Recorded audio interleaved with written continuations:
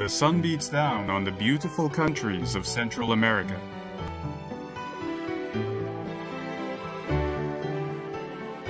The warm and bountiful waters of Central America nurture a host of creatures, from large mammals to unique underwater marine life. The jungles and deserts of the region also support a great variety of uniquely evolved natural wonders. This land is like a great bridge connecting the ecosystems of the north with those of the south.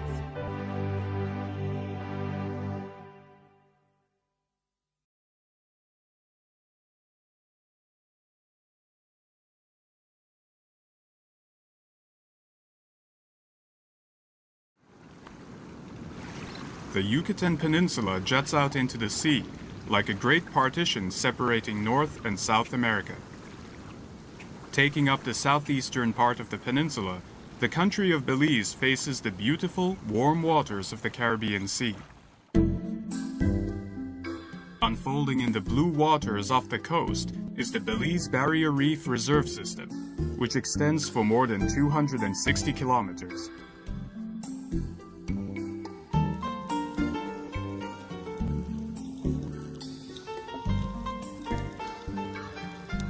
The largest coral reef in the Northern Hemisphere, the Belize Barrier Reef System is an oceanic paradise full of an extraordinary variety of marine life.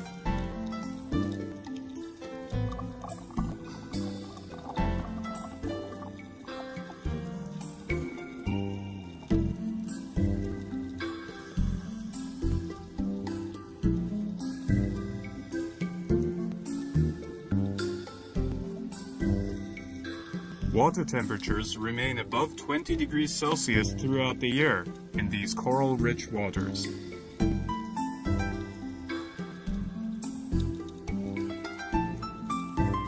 Corals are cnidarians, a phylum of marine animals characterized by their stinging tentacles. This phylum also includes such marine life as sea anemone and jellyfish. Algae, which are aquatic organisms, provide nutrition to coral reefs by carrying out photosynthesis. This seaweed-like undulating life form is referred to as a soft coral. There are two types of coral: hard coral, which has a hard skeleton, and soft coral, which does not. The Caribbean Sea is unique in the world for its great variety of soft corals, presenting the diver with scenes not visible anywhere else on Earth.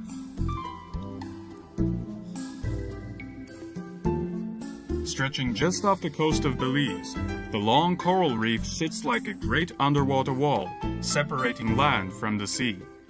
Coral reefs which form along coastlines like this one are referred to as barrier reefs.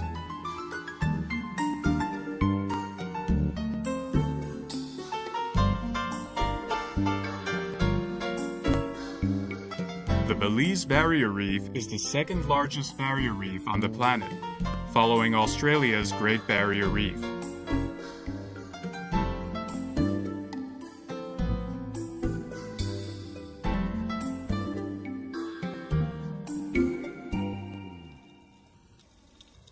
Because coral reefs support a great variety of marine life, they are sometimes referred to as the tropical rainforests of the sea.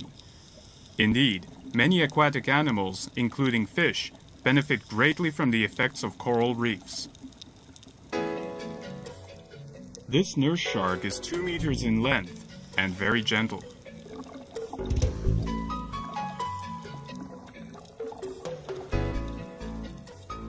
The Nassau grouper, a grouper fish, is indigenous to the waters of the Caribbean.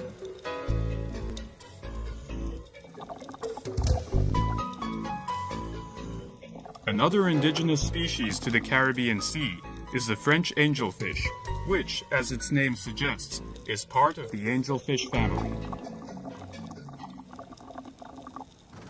The Belize coral reef seems to stretch on endlessly.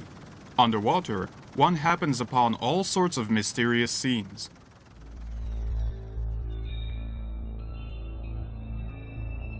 This is called a blue hole. It is a gigantic sinkhole at the bottom of the sea.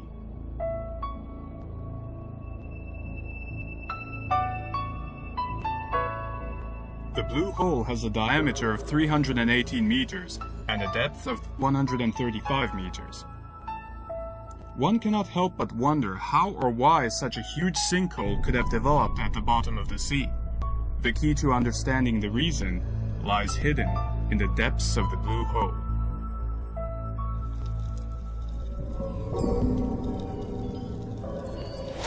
The hole itself is more than 100 meters deep.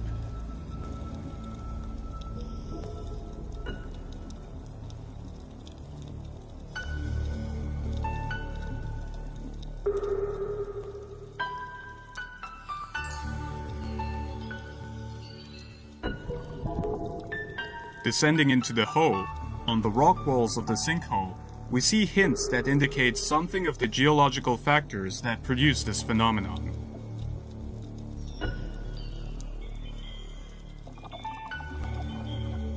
About 40 meters down, we encounter stalactite formations. This huge subterranean cave was formed around 20,000 years ago during the last ice age, when the surface of the ocean was 100 meters lower than it is today. At that time, the limestone terrain experienced erosive processes, which produced what became a huge cave. It is thought that the cave became vertical after the ceiling fell off. Then, approximately 16,000 years ago, when the ice age ended and the sea levels rose, all this went underwater. Stalactite cannot form in seawater. These formations, which are quite large, must have taken many tens of thousands of years to complete.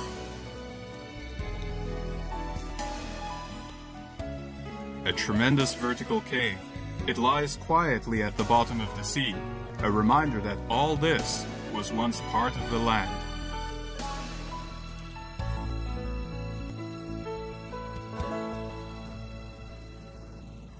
Scattered in the waters around the reef are approximately 400 scattered coral atolls, called keys.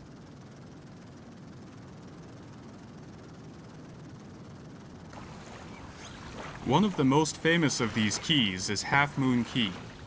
The forested areas of the island serve as a huge breeding ground for birds.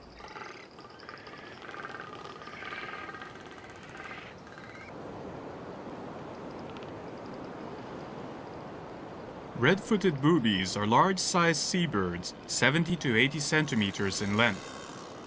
This red-footed booby is roosting its eggs to keep them warm.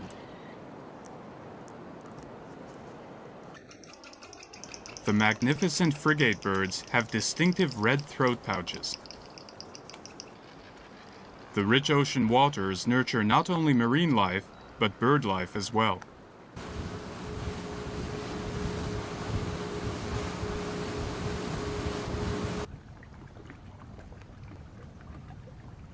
A mangrove forest covers Half Moon Key.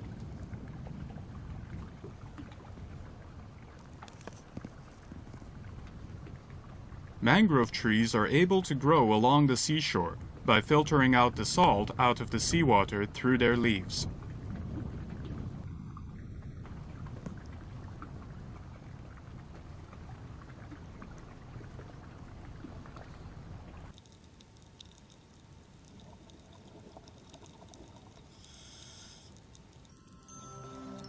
The roots of mangrove trees spread in the water like an underwater jungle.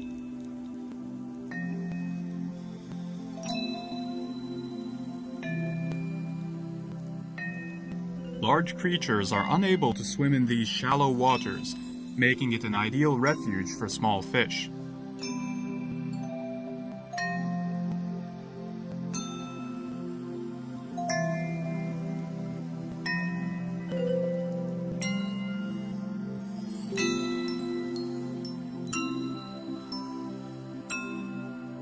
Some unique creatures inhabit these waters. This is the upside-down jellyfish. This creature, a short-nosed batfish, belongs to the Lopidae family.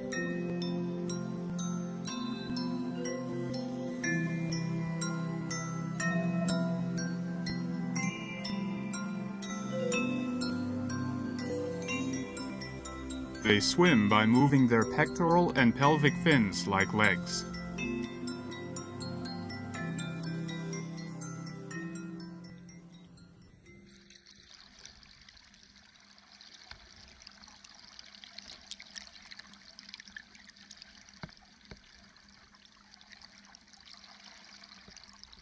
Belize's coral reef system is an important refuge for many endangered species.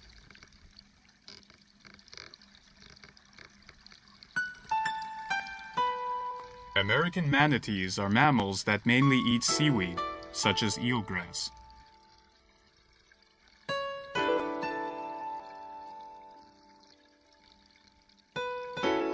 Manatees must come up to the water's surface to breathe about once every 5 minutes.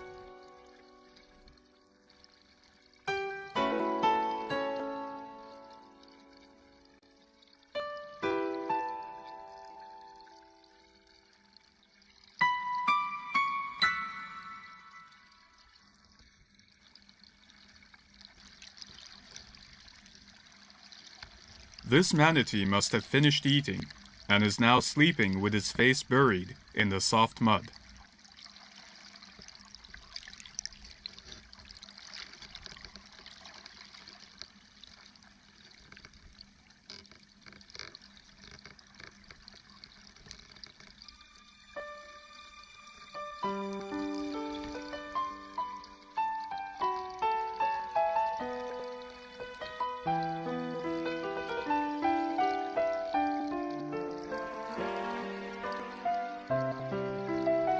Seaweed, which manatees thrive on, is only able to grow in clean, shallow waters, like the waters of Belize. This is one reason why the Belize Barrier Reef Reserve System is the world's largest refuge of American manatees.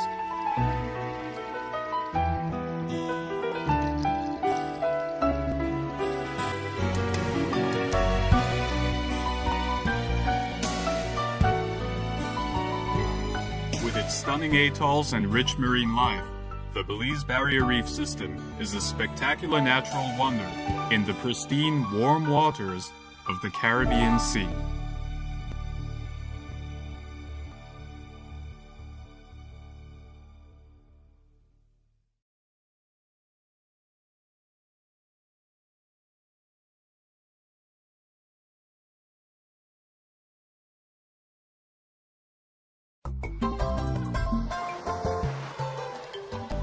Cuba is often called the Pearl of the Caribbean. A long, narrow island, Cuba extends 1,200 kilometers from east to west and is the largest island in the Caribbean Sea.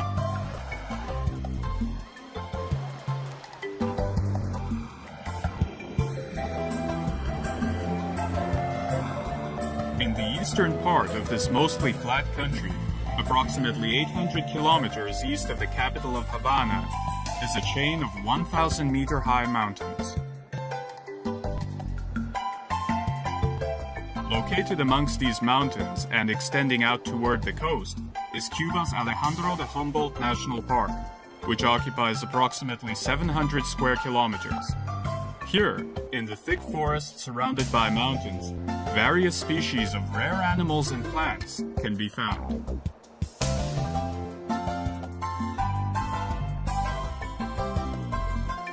This area lies in the subtropical climate zone and supports a wide variety of vegetation.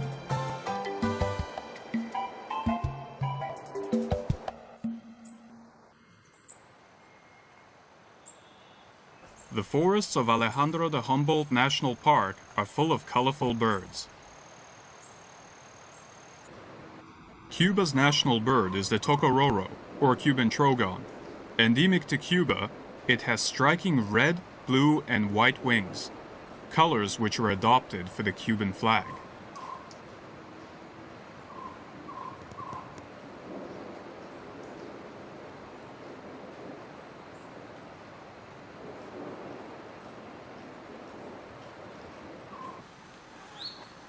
The Cuban tody is the same size as a sparrow.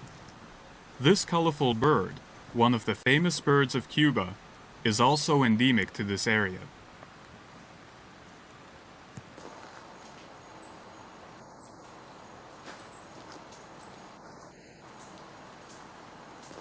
This is a Cuban crow.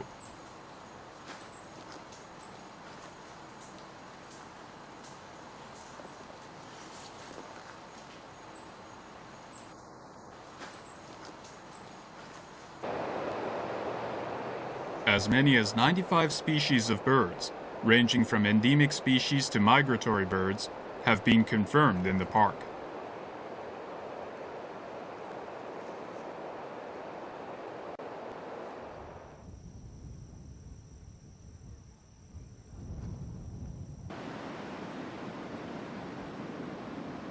These are mangrove trees.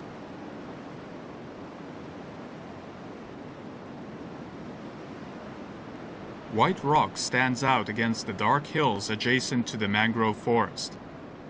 This white rock is limestone.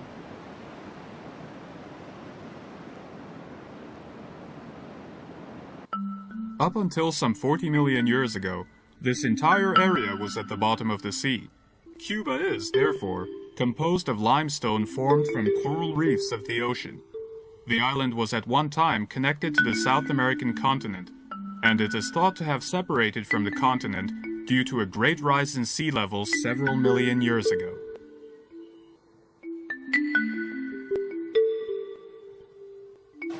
Cuba, long isolated from the mainland, has evolved in many unique ways. There is a place in the park where one can see rocks with distinct patterns.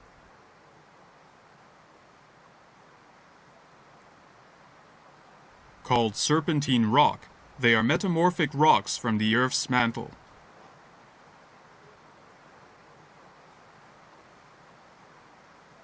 This rock is rarely found on the Earth's surface, and due to certain toxic minerals present in serpentine rock, the surrounding soil is not suitable for plant life.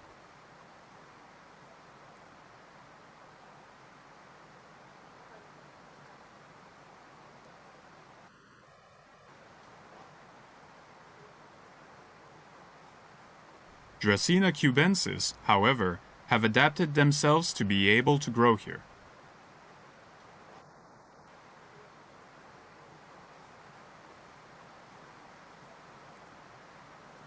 This species has adapted leaves that can store more water than similar species growing elsewhere.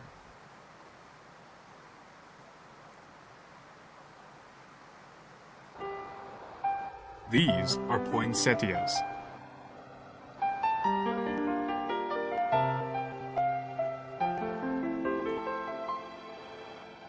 The red flowers are actually not flowers, but red leaves. The plant's flowers are the tiny yellow blossoms in the center.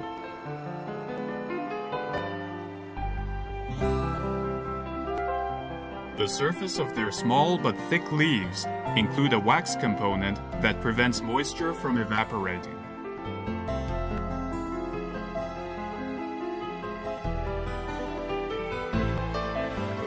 There are other species of plants in the park that have adapted themselves to the deficiency in nutrients by obtaining what nutrients they need in very different and unique ways.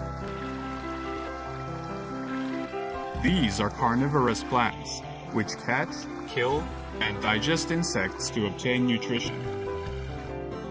Butterwort, which has flowers resembling violets, is one of the carnivorous plants in the park. The plant produces small flowers that are less than 1 centimeter in diameter. Its leaves have minute hairs covered with mucilage. This sticky substance catches insects and digests them with the aid of digestive enzymes.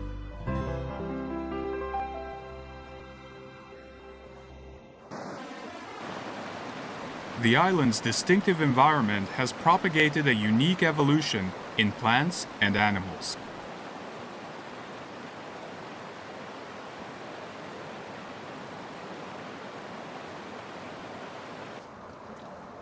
There are several species of animals that can only be found in Cuba.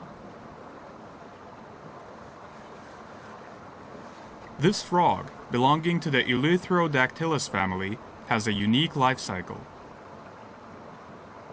When hatching out of its egg, instead of being born as a tadpole, this creature is born as a frog.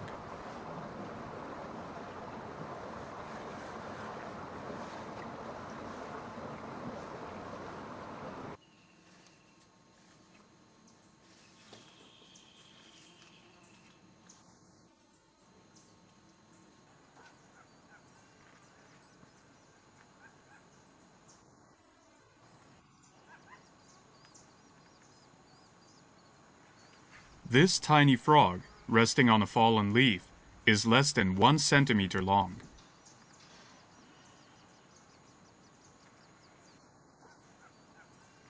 Eleutherodactylus iberia is considered to be the smallest frog in the world.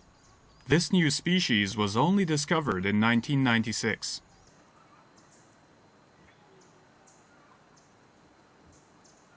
There is another unique creature under the fallen leaves. Its appearance resembles that of a scorpion, but is of a completely different and new variety.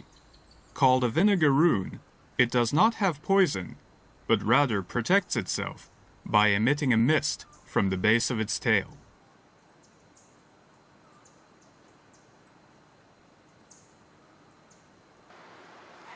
There is also a rich variety of creatures that make their homes beneath the surface of the earth in the park. These underground creatures include bees that make nests underground.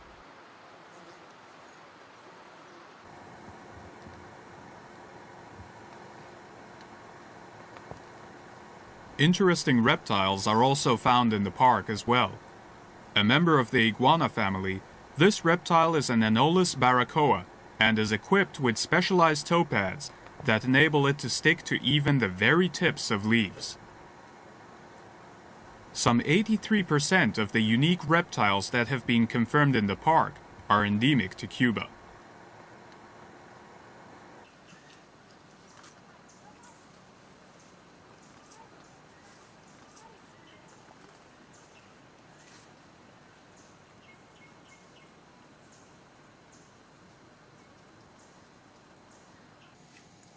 Another unique creature of Cuba's Alejandro de Humboldt National Park are its snails.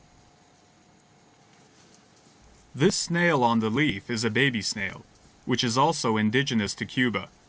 Since the migration range of the snail family is extremely restricted, snails are classified by area. As many as 2,000 types of snails have been found that are endemic to Cuba. This park is also the habitat of what is considered one of the world's most beautiful snails.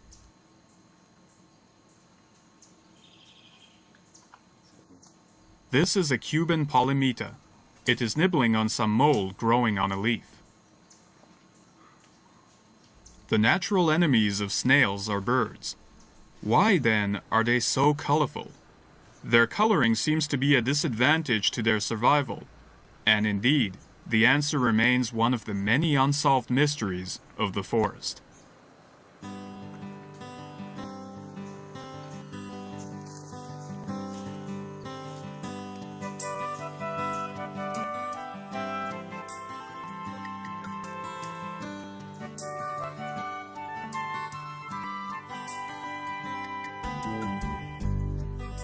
The Alejandro de Humboldt National Park possesses what is truly uniquely evolved flora and fauna.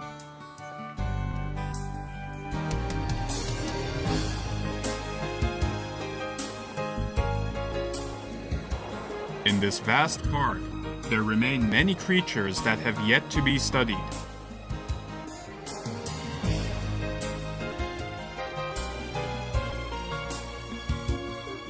This island, lying in the stunning Caribbean Ocean, is thought to be a place with a multitude of as yet undiscovered species.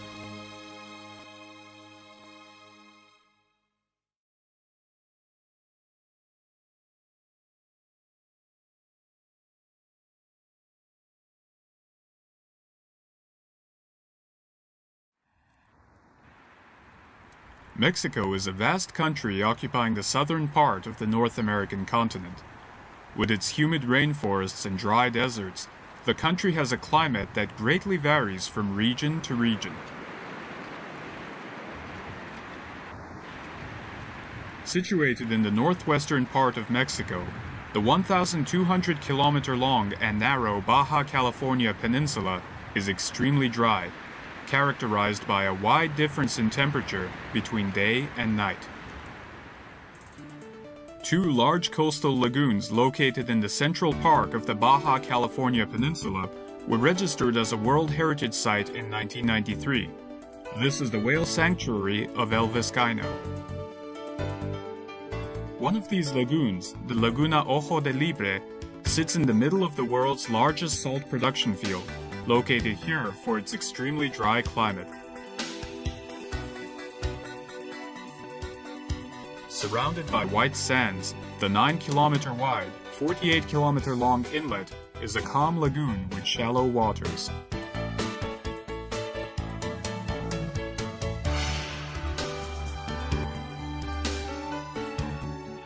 Every year, certain creatures make their way to these warm waters to pass the winter.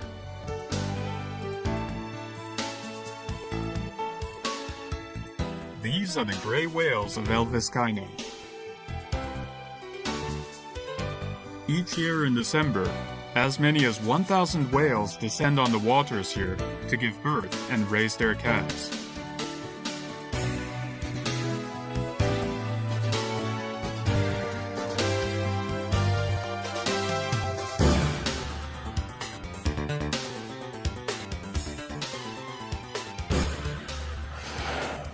Gray whales can grow to be 14 meters in length and can weigh up to 35 tons. Gray whales spend the summer months in northern seas, such as Alaska's Bering Sea. In the winter, they travel south some 8,000 kilometers to arrive at the warm waters of the Baja California Peninsula, making them the furthest migrating mammals on Earth.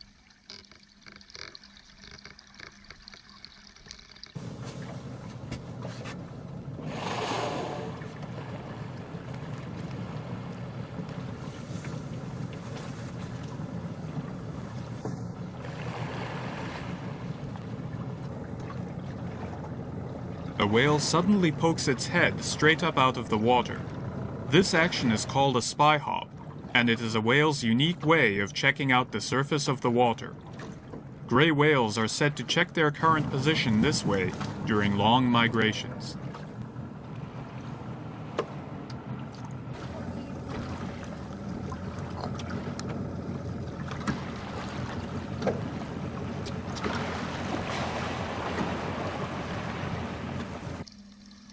Between late December and February is the birthing season for the gray whale.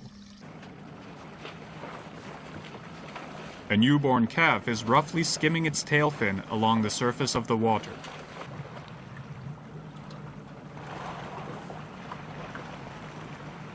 Young whale calves are unable to swim well at first, and so their mothers swim right up alongside them.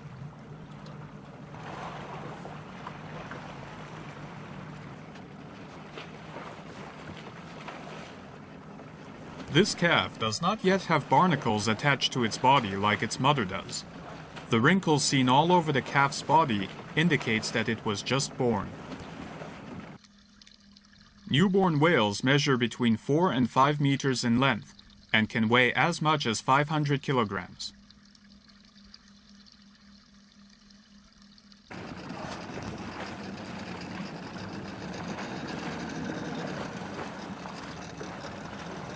Gray whales can stay underwater for a maximum of 15 minutes. Whale calves, however, which are still not proficient swimmers, are incapable of holding their breath for so long, and need to come up to breathe frequently. Mothers often help hoist their calves up to the water's surface, so they can easily take a breath of air.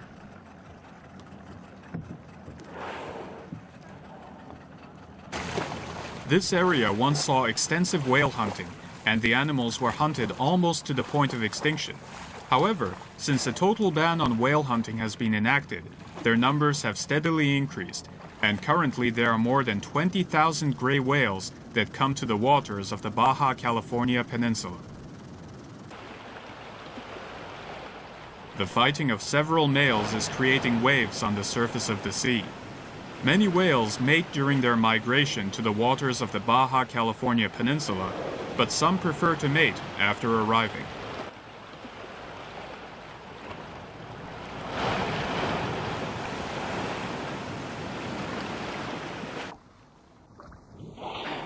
Female whales become pregnant in these waters and return 1 year later to give birth.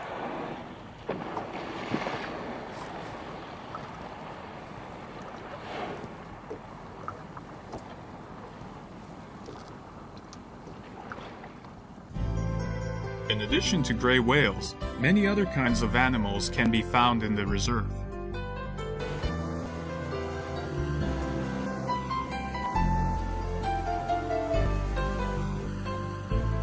These animals sporting playfully with each other in the water are California sea lions.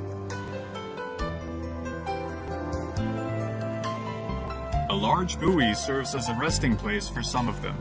In addition to California sea lions, one can also see northern elephant seals and bottlenose dolphins in these waters.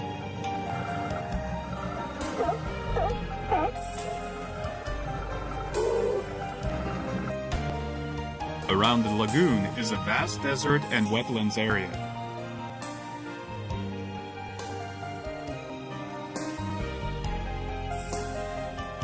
The quiet wetlands area is a place in which few humans enter. It is an oasis for waterbirds.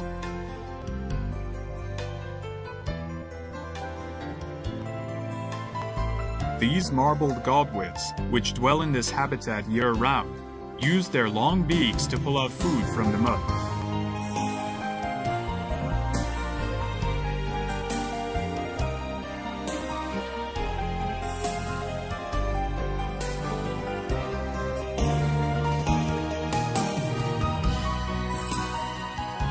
This wetlands area is also an important wintering place for migrating birds. Every winter, 10% of the wild birds that migrate to Mexico pass the winter in the wetlands here. Brent geese and American white pelicans are among the many species of birds that pass the winter here.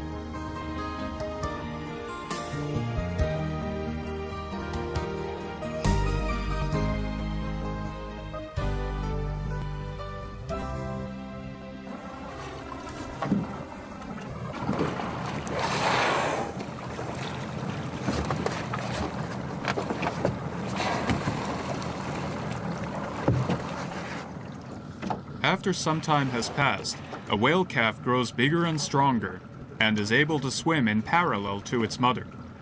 The warm and mild Baja Sea gently protects the calf that still hasn't stored sufficient blubber. This is also a safe place for the gray whales to raise their young, as their natural enemy, the orca whale, is not present in these waters.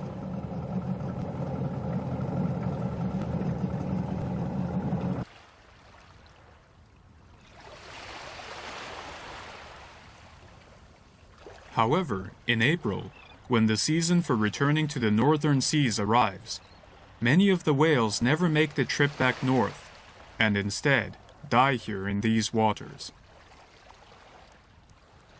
The dead whale bodies wash up cold on the beach, becoming food for other creatures. These creatures may well go on to become the food of future whales, as the circle of life quietly continues in the sea.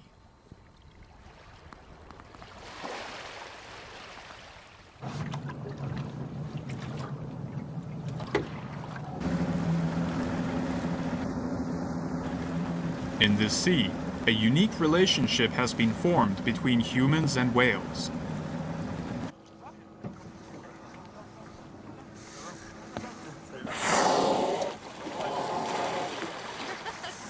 Gray whales approach humans without fear.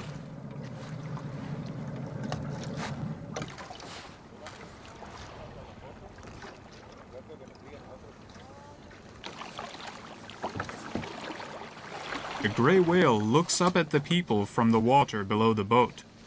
It is not expecting any tasty handouts, but rather approaches the boat out of sheer curiosity.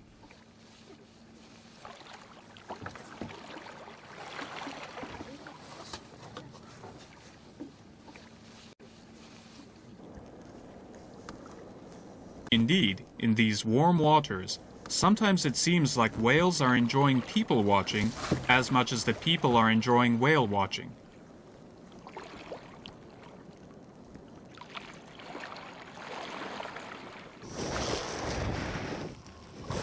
A mother approaches the boat with her calf.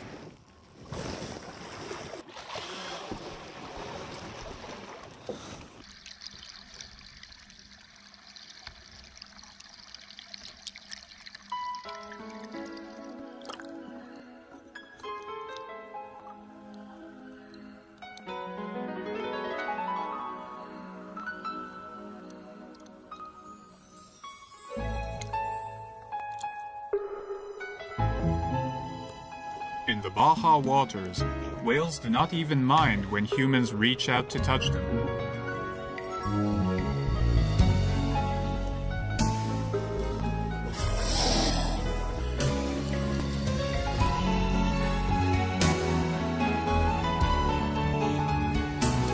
With its stunning desert landscape and rich marine life, the whale sanctuary of El Vizcaino serves not only as a protected breeding ground for gray whales to raise their young, but also stands as a safe place for humans and gray whales to interact.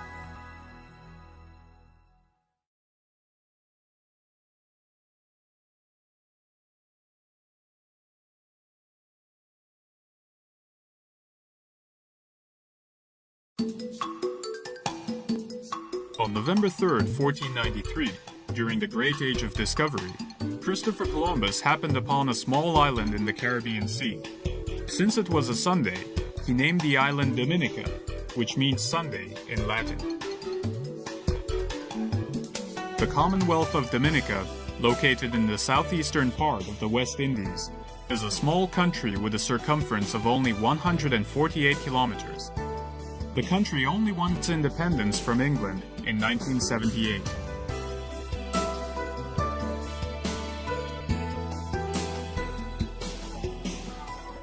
About 70,000 people live on this small island, where agriculture, particularly the cultivation of bananas, is the main industry.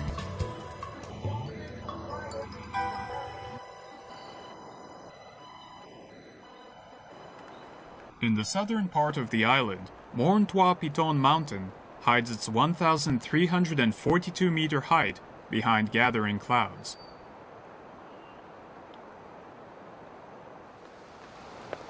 The 69 square kilometers surrounding Morne Trois Pitons, an active volcano, were inscribed as a World Heritage Site in 1997 for the area's unique geological features and for its rich biodiversity.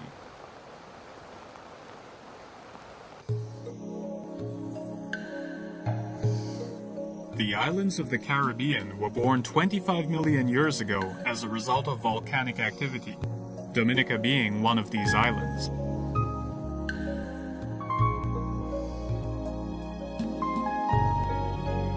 Mountains on the island rise up from the coast and form a spine-like chain down the middle of the island.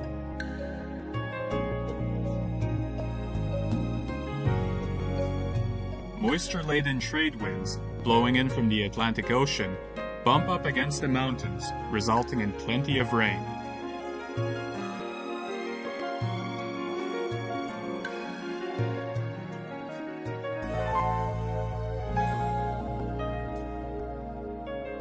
Warm temperatures and abundant rainfall from the Caribbean Sea, as well as the volcanic conditions on the island, have created an island full of lush forests.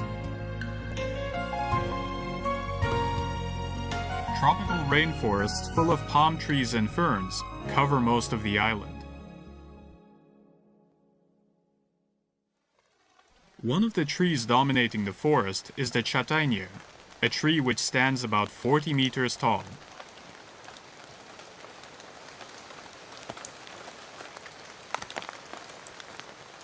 The tree roots, called buttress roots, grow to be shaped like thick planks of wood. Due to warm temperatures and heavy rainfall, tropical rainforest soil is quite thin. Therefore, the trees developed roots like these to support their weight and draw in nutrients from the thin soil.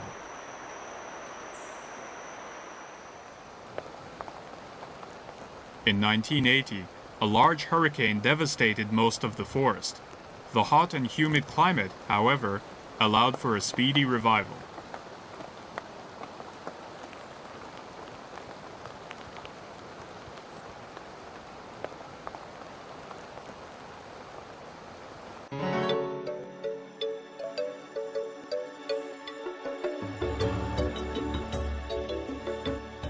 Hercules beetles are said to inhabit these forests. The beetle, which has huge horns, is the world's largest beetle, measuring some 15 centimeters in length.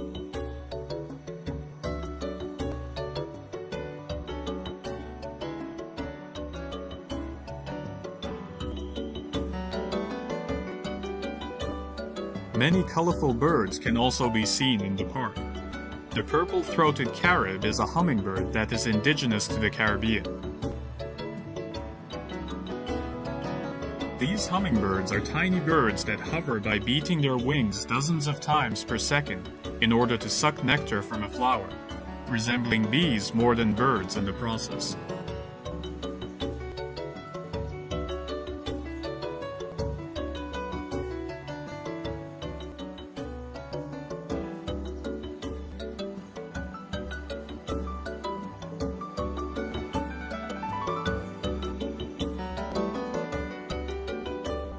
This bird, a trembler, is named for its behavior of trembling its wings. This unique behavior is thought to send certain signals to its friends.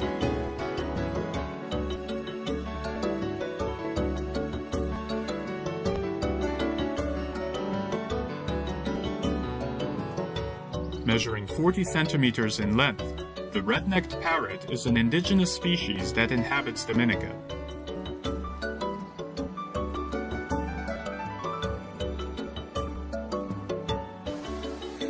It is said that 10,000 millimeters of rain fall annually on Morne Trois Pitons Mountain, and it is the base of the mountain that regularly receives the benefits of all this water.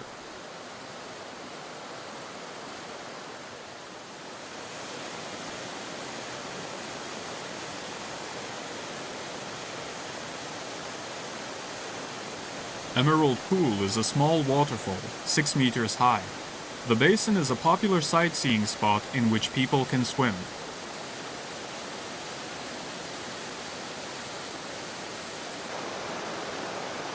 Middleham Falls is the island's largest waterfall, with water loudly spilling over the falls some 60 meters down.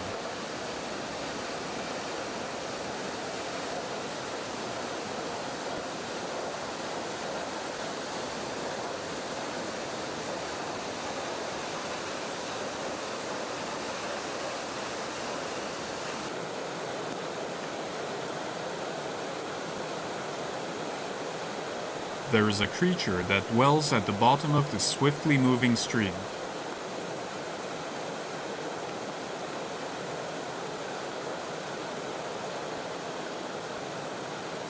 Called a river crab, it has long nails and a 20-centimeter shell, and is a frequent guest on the dinner tables of people across the island.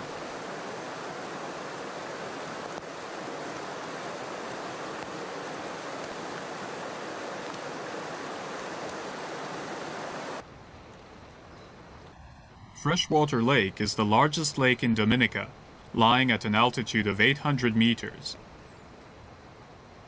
There is a legend that this is a bottomless lake in which a one-eyed giant lives.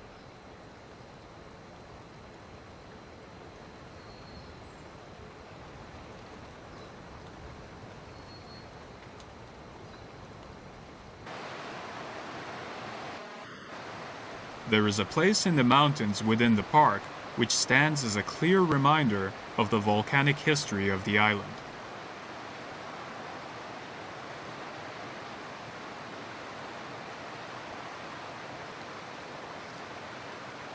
This valley, called the Valley of Desolation, is dotted with fumaroles from which volcanic gas is emitted.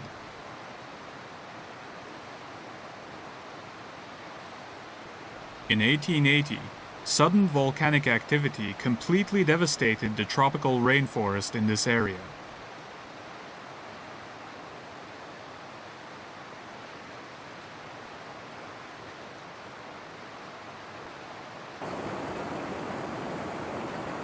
In the valley thick with white smoke and the smell of sulfur, there are holes filled with hot spring water and many fumaroles.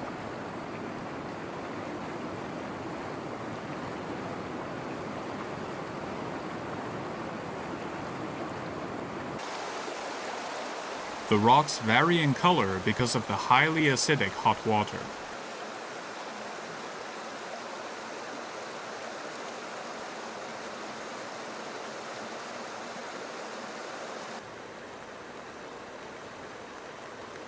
In 1880, there was an eruption of volcanic gas, and all the plants disappeared from this valley. Today, those plants capable of surviving in the poor soil have migrated here from other places and have taken root. These types of plants are called pioneer plants.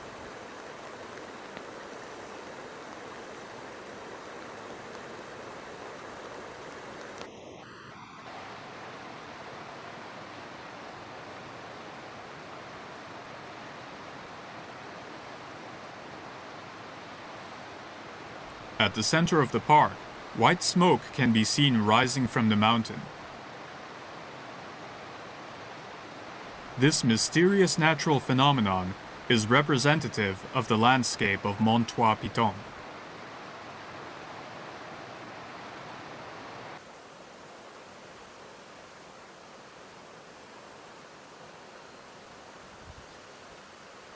This is Boiling Lake, in which temperatures can reach up to 95 degrees Celsius. Along with these incredibly high temperatures, the lake emits volcanic gas containing hydrosulfuric acid and carbon dioxide from its center.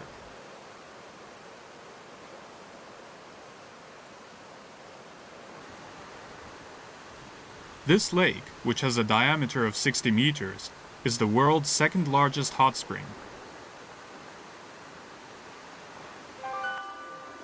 Its precise depth still remains unclear.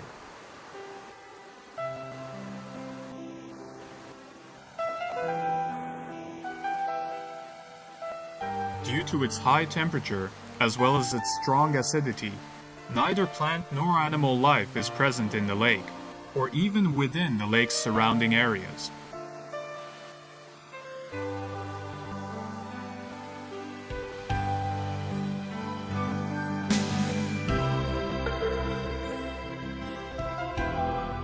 The Mont Trois Pitons National Park. Located on this small volcanic island, the park offers a rare glimpse of both the fiery powers lying quietly within the Earth's crust, at the same time showing us a truly beautiful landscape in which vast waters have nurtured rich, luxurious green forests as far as the eye can see.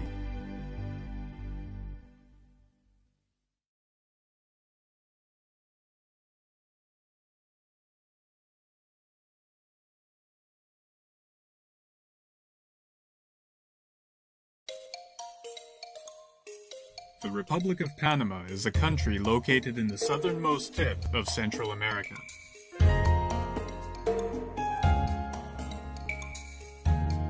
Along its border, with Colombia on the easternmost edge, is Darien National Park.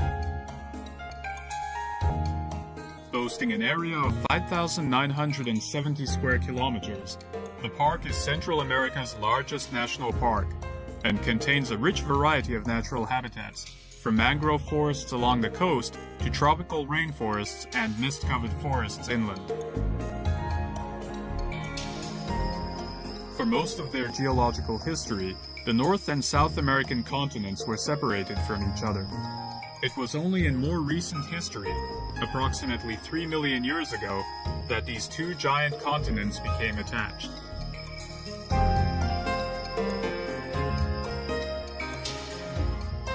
When this happened, their ecosystems also became connected.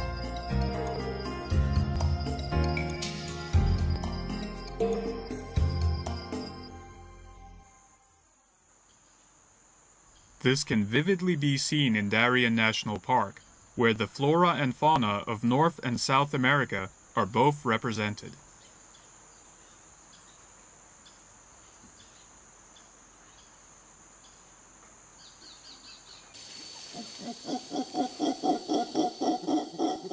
Mantled howler monkeys originally came from South America.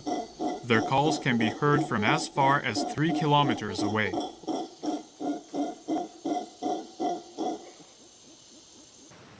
Howler monkeys are the largest monkeys on the American continent, reaching 10 kilograms in weight.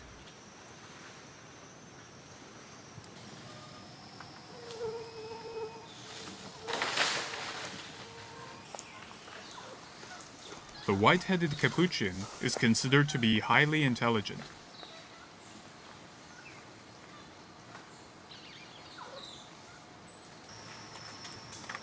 Brown spider monkeys are able to use their tails adeptly, just like a hand or a foot.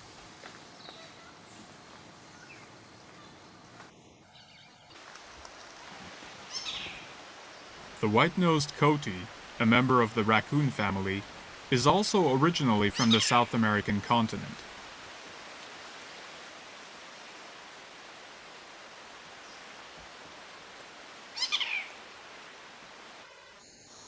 Most of the animals confirmed in the park are creatures from South America. There is, however, one notable exception. The gray fox, originally from North America, is steadily increasing its numbers in Darien National Park.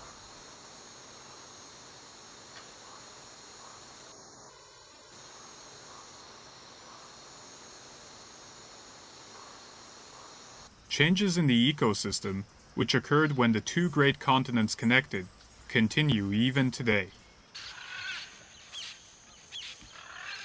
More than 450 species of birds have been confirmed in the park.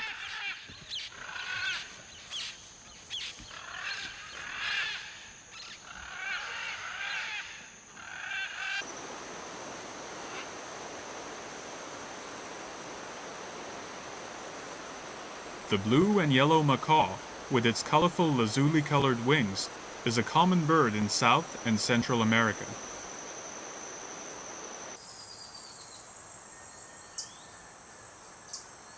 The great jacamar has metal-colored wings.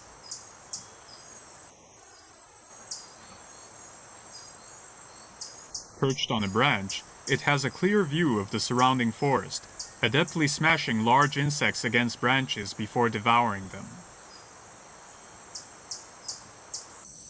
Birds live in close relation with the plants of the forest.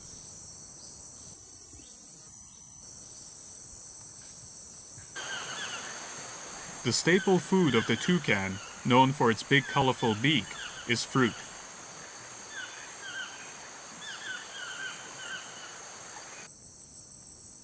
Toucans scatter plant seeds they are not able to digest in their bird droppings, which fall on the forest floor.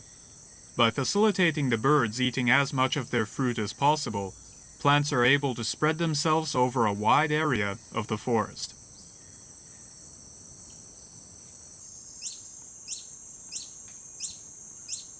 The staple food of hummingbirds of the forest is nectar, and the birds have evolved beaks of various shapes and sizes according to the shape of their favorite flower.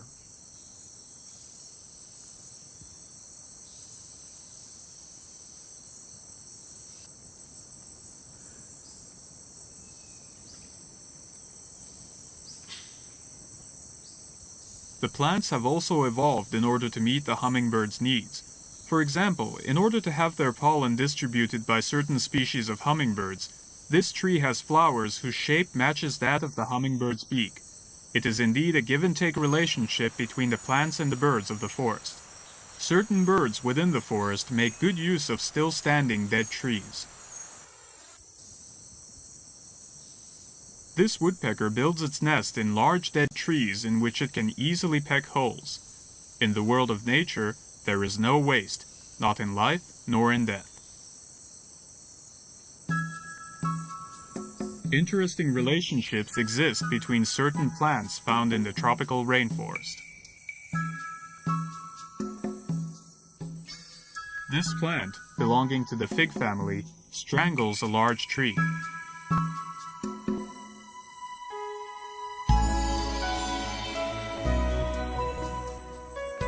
Because it often fully squeezes and destroys big trees, it is called a strangler. To work against these stranglers, trees make themselves harder to fell by entwining their trunks with each other in order to spread their roots more firmly within the soil.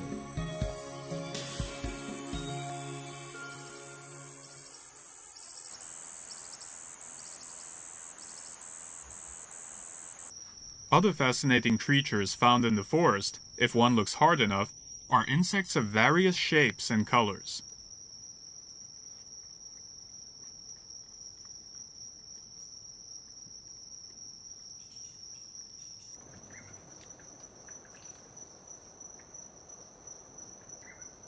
Among these insects, there are those that have some very interesting social habits.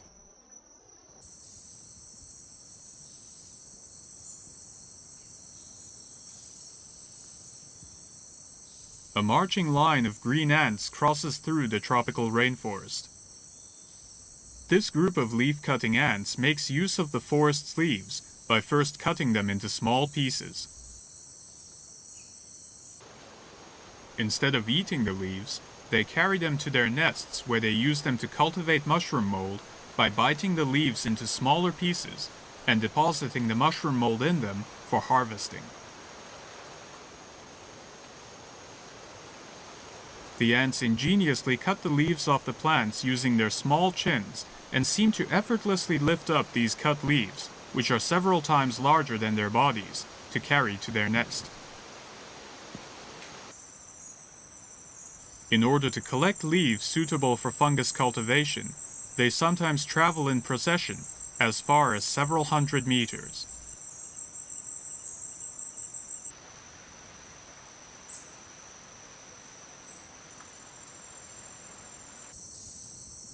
It is said that in some of the largest colonies there are more than 5 million working ants. These large colonies can be up to 6 meters deep and have a diameter of 20 meters.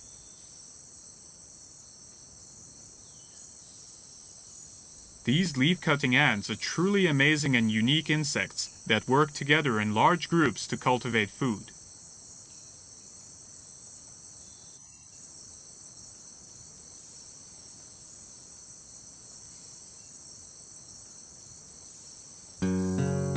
The forests of Darien National Park are so deep, they seem to rebuff humans from daring to enter.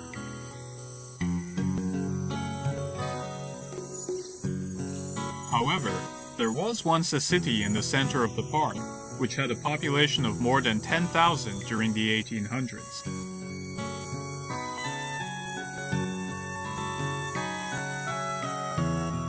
There used to be gold mines here, and British miners traveled all the way to this backland to pursue their get-rich-quick schemes.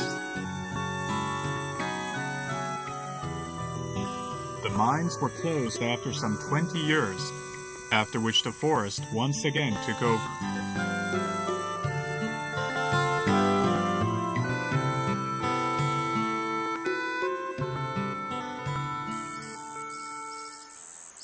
Currently, there are several birds in the park that are in danger of becoming extinct.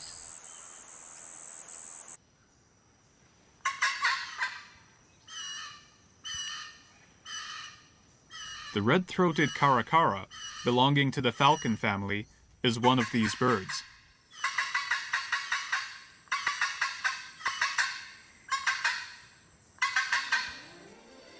While many species of birds have been greatly reduced in other regions, many have been confirmed as thriving in Darien National Park.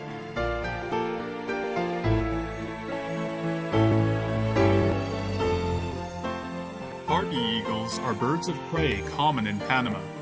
More than 1 meter long and possessing a highly dignified appearance, the numbers of this eagle have also been drastically reduced due to hunting and forest development.